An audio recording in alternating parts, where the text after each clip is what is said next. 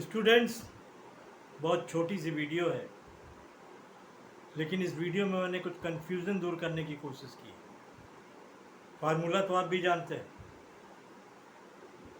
कि क्या है, और मैंने कई जगह इसको डिफाइन भी किया है।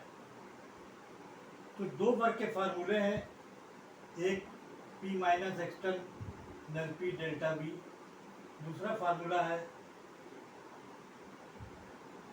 W integration V1 to V P external D। दोनों में डिफरेंस क्या है, और दूसरा मैंने बताने की कोशिश की है कि जब गैस एक्सपेंड करती है तो वर्क जो है निगेटिव होता है, और जब गैस कंप्रेस की जाती है वर्क पॉजिटिव होता है। तो इसको रटना की ज़रूरत नहीं है।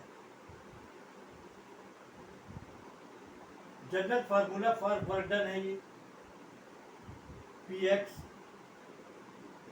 T pressure external change in volume. When gas expand the volume increase, जब गैस एक्सपेंड होती है तो वॉल्यूम इंक्रीज होता है और वर्क डन निगेटिव होता है। ये तो याद करने की बात है। अब देखना कि निगेटिव मैथमेटिकली कैसे होता है। कि देखिए, इस फार्मूले में माइनस पी एक्सटर्नल है, क्योंकि मैं प्रूव करा चुका हूँ, इसलिए इसको आपको पिछली वीडियोस में मेरी देखें तो और समझ में आएगा कि माइनस क्यों है।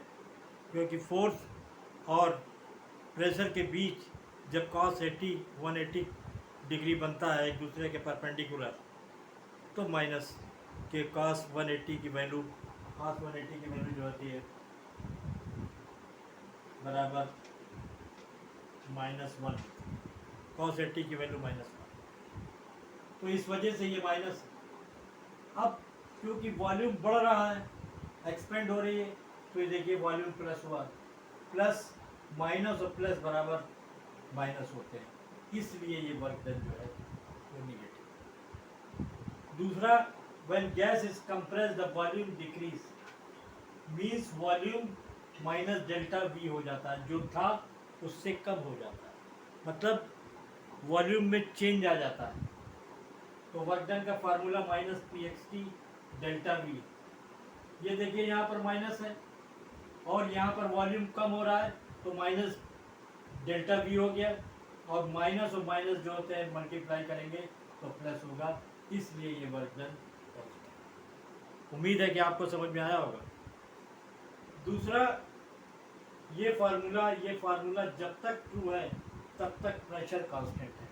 ये फार्मूला तभी तक ट्रू है जब तक ये फार्मूला मतलब वर्क डन कांस्टेंट है। दूसरा फार्मूला है W is equal to integer P1 integration P V1 V2 Px external dV। This formula is applicable all thermodynamic process like isobaric, isochoric, adiabatic, isothermal. Isobaric का मतलब है pressure constant, isochoric का मतलब है volume constant, isobaric मतलब है no heat transaction, और isothermal का मतलब है टेम्परेचर का कांस्टेंट। तो आपको ये वीडियो अच्छी लगेगी और ये वीडियो काम की है। इसमें अक्सर सवाल 1 नंबर के पूछे जाते हैं। क्वेश्चन तो बड़ा होता है लेकिन आंसर बहुत छोटा सा होता है, तो कोशिश करें इसको आपको समझने की। Okay, thank you.